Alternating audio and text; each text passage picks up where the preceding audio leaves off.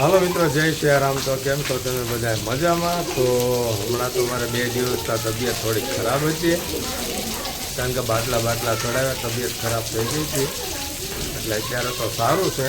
અને આજે વરસાદ જેવું વાતાવરણ થઈ ગયું, વરસાદ પણ શરૂ થઈ ગયો, પવનની સાથે જોરથી વરસાદ પણ આવે છે। એટલે આને માવઠું કહેવાય, પણ અત્યારે શરૂ છે ને અમારા છોકરાઓ બધા જો નાવા લાગ્યા છે।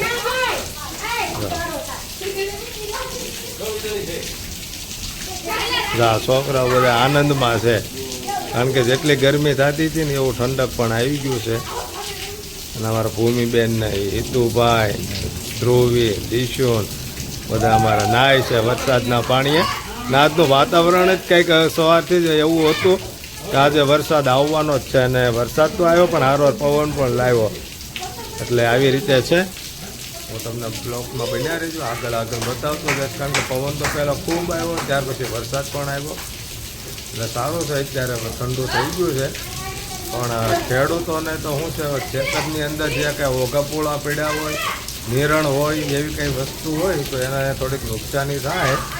પણ છતાં આમ તો આગાહી હતી જ આંબાલાલની, એટલે મને એમ છે કે મારા માર્ગદર્શન પ્રમાણે તો ખેડૂતોથી જેટલું કામ થયું છે એટલું થઈ જ ગયું છે। જો અમારે જો આ ભૂમિબેન ને જો આમ જો લે આ બાજુ ન હોય, અરે આમ હાલો, કેમ છો બધાને? તો જય સિયારામ। તો આજનો બ્લોગ આપણે અહીંયા ચાલુ કરી દીધો છે। અમારા નવા બ્લોગમાં તમારા બધાનું સ્વાગત છે। અને આજ તો વરસાદને જે દેખીરો છે, અને વરસાદ આપણે ચાલુ થઈ ગયો છે। વરસાદ ચાલુ થતા જ આપણે તરત અમારા ગામમાં છે ને લાઈટ પહેલા તરત કાઢી નાખે છે। આજ તો લાઈટ વહી ગઈ અને વરસાદ ચાલુ છે, અને જનક ગયા હતા વાળદાટી કરાવવા, ઈ બરોબર આવ્યા। આમ નાવું તો એને બહુ આળસો તેજ છે, એટલે વરસાદ આવી ગયો અને વાળદાટી થઈ ગયા। હવે નાય લે આ વરસાદમાં, અને આ વરસાદનું કારણ તો શું છે? આ વરસાદ ન કહેવાય, આ તો માવઠું કહેવાય। આ બધું વસ્તુ બગાડે છે, કેરી છે, બાજરો છે, બધું બગાડવામાં છે, એટલે આ માવઠું છે। પણ માવઠાના વરસાદ આ પછી 2-3 દિવસથી બહુ હતી, એટલે તો વરસાદ આવી ગયો છે। વાળદાટી કરાવવા ગયા હતા, એને મજા નહોતી 2-3 દિવસથી મજા નહોતી, આમ મજા નહોતી અને આમે મજા નહોતી। પછી અત્યારે વરસાદ આવ્યો છે તો હવે નાવાની મજા આવશે, અને એની મજા સારી થઈ જાય। આ બધું મોકો ગોતે છે। તો જો આ વરસાદ અને વરસાદમાં હમણાં બધા નાય તમને દેખાડું છું, હાલો તમે જો। હવે મિત્રો, તો મેં વરસાદમાં નાહવાની શરૂઆત કરી ને તો વરસાદ વહી ગયો છે, વરસાદ પણ વહી ગયો અને પવન પણ રહી ગયો છે, પણ વાદળા બહુ ગાજે છે। જો આ તમને અવાજ મને એવું લાગે કે આવતો જ રહેતો હોય છે, અને આકાશ પણ અત્યારે ચોખ્ખું થઈ ગયું છે। અમારા બાજુનું ગામ પડે તો ત્યાં તો લગભગ કરા પડ્યા હતા, અમારે અહીંયા વરસાદ આવ્યો છે। અમારા છોકરાઓ જો બધા ઉપર આવ્યા હતા નાવા, અને મેં બરોબર નાવાની શરૂઆત કરીને વરસાદ રહી ગયો। હવે રાહ જોવી પડશે, વરસાદ આવે અને પછી પાછું નાવાનું શરૂ કરું। હાલો મિત્રો, તો વરસાદ આવ્યો એટલે ઝાડ ચોખ્ખા થઈ જાય એવું લાગે, બરાબર? એટલે આમ લીલું છમ થઈ ગયું હોય ને એવું બધાને દેખાય, કારણ કે ઝાડ ઉપર ધૂળ બધી આ ઉનાળામાં છોટી હોય ને કરમાઈ ગયા હોય ને લસાઈ ગયા હોય ને ઝાડ, તો એવું લાગે, પણ હકીકતમાં એવું છે નહીં, કારણ કે વૃક્ષની પાછળ ઘણી બધી મહેનત કરી હોય છે। અમારું એક ઘર હોય ને ત્યાં બધાએ 4-4 વૃક્ષ વાવેલા હોય છે, અને એની પાછળ ઘણો બધો પરિશ્રમ કર્યો હોય છે। ઉનાળામાં કન્ટિન્યુ પાણી પાવાનું અને એમનો જે ઉછેર કરવો ને એ એક બહુ અલગ જ હોય છે, ને વીજળી બહુ થાય છે, એટલે આપણે હવે નીકળી જવું છે। તો હું તમને મિત્રો બતાવું ને, તો જો અમારી શેરી છે, શેરીની અંદર ઠેઠ સુધી ઝાડ હશે, અને ઝાડ હોય ને એટલે વાતાવરણ પણ શુદ્ધ અને સારું રહે। જો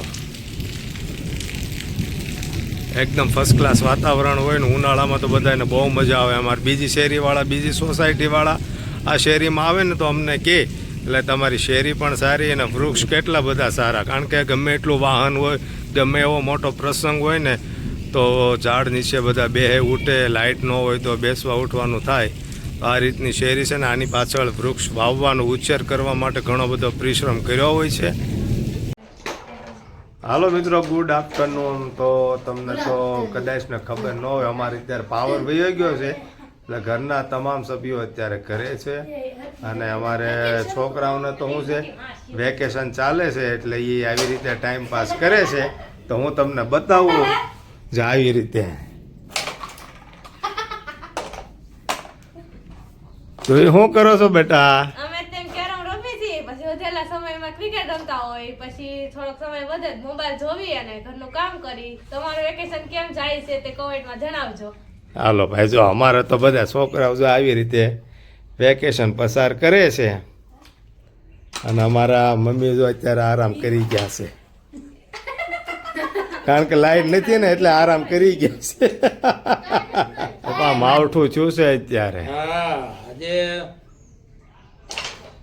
ગારિયાધારમાં અત્યારે વરસાદ પડ્યો છે અને લાઈટ વહી ગઈ છે, એટલે બધા અમે અત્યારે ઘરે બેઠા છીએ, આરામ કરીએ છીએ. અને અમારે તો આંબાનો બગીચામાં અત્યારે વરસાદ આવ્યો છે એટલે બધી કેરી બગડી ગઈ છે. હવે એમાંથી જેટલી બસે એટલી, બાકી તો અત્યારે નુકસાની પૂરેપૂરી છે. કોણ તો કેરી વગરના રાખશે એવું લાગે છે, કારણ કે કેરી બધી પલ્લે એટલે એને ડીટીયા ઉપર પાણી ઉતરે એટલે કેરી ફેલ થઈ જાય, પછી હારી પાકે નહીં. આવી પોઝિશન થઈ છે. એટલે આગળ બધા એમ ફોન કરતો હતો બધે, એમ તમારે કેમ છે, તમારે કેમ છે. એટલે ઘણી જગ્યાએ વરસાદ પડ્યો છે અને નુકસાન ઘણું થયું છે. જો ચકલા પણ પલળીને ભીના થઈ ગયા એટલે એ પણ એના માળામાં આવી ગયા છે. હાલો મિત્રો, તો એક તમને સૂચન કરવા પણ આવ્યો છું અને નોંધ લેશો એવી મારી હું આશા રાખું છું કે પોતપોતાના મેસેજ મોબાઈલની અંદર મેસેજ આવ્યો જ હશે ગુજરાત સરકાર તરફથી કે સતત રહેજો અને એલર્ટ આપણને કરે છે. એટલે આપણી જવાબદારી બને છે કે થોડુંક સાવચેતીથી રહેવું, કારણ કે પવન 62થી 87 કિમી ફૂંકાવાનો છે. તો મારી તમને જાણ કરી દઉં, પોતપોતાના મોબાઈલમાં મેસેજ આવ્યો જ હોય. એ થોડુંક આપણે સિરિયસ લઈએ તો સારું, અને કામ ધંધાથી વ્યસ્ત હોય ને બહાર હોય તો ટાઈમસર ઘરે આવી જાય. ખેતીવાડીવાળા હોય, પછી મજૂર લોકો કામ કરવા ગયા હોય, કારણ કે આ પવન એટલો ફૂંકાવાનો 24 કલાકની આગામી આપી છે. તો મારી પણ આપ સૌને નમ્ર વિનંતી છે કે પલળે નહીં એવી વસ્તુ પણ આપણે મૂકી દઈએ વ્યવસ્થિત જગ્યાએ, અને માલઢોર હોય તો એને પણ આપણે સાચવીને રાખીએ ને. ખેતરમાં તો શું છે નીન પોળા ને એવું બધું હોય, એ પણ આપણે વ્યવસ્થિત સાચવીને મૂકી દઈએ, કારણ કે 24 કલાકની આગામી આપી છે. તો આપણે સતર્ક રહીએ, એલર્ટ રહીએ અને બીજાને સાવચેત રાખીએ એવો આપણે પણ એક મેસેજ આપીએ. તો આ બ્લોગ તમને મારો કેવો લાગ્યો છે તે લાઈક, શેર અને સબસ્ક્રાઈબ કરીને મિત્રો જણાવશો. હું પૂરી આશા રાખું છું કે આજનો આ જે વરસાદ ને માવઠું કહેવાય, આને તો વરસાદ તો આમ કહેવાય જ, પણ માવઠું કહેવાય, કારણ કે પણ ચોમાસું ન કહેવાય. તો ફૂલ જોરથી અમારે તો પવન ચાલુ છે અહીંયા, અને વરસાદ પણ બપોર પછીનો તે અત્યારે વાગ્યા છે લગભગ 4 સવા 4 થયા છે, અને કન્ટિન્યુ વરસાદ આવે જ છે. અને અત્યારે મને થોડુંક છાંટા જેવું છે જ, એટલે હું અગાસી ઉપર આવીને મેં કીધું તમને એક મસ્ત વ્યૂ પણ આપું, એક મેસેજ પણ આપું. અને મારા ઘણા ખરા બ્લોગ જોતા હોય તો લાઈક, શેર અને સબસ્ક્રાઈબ કરજો, અને નવા હોય તો ખાસ સપોર્ટ કરતા રહેજો. સબસ્ક્રાઈબ કરજો અને શેર કરજો. તો મિત્રો, આ બ્લોગ અહીંયા પૂરો કરું છું. નવા બ્લોગમાં ફરી પાછા મળશું. ત્યાં સુધી આપ સૌને મારા તરફથી જય સિયારામ.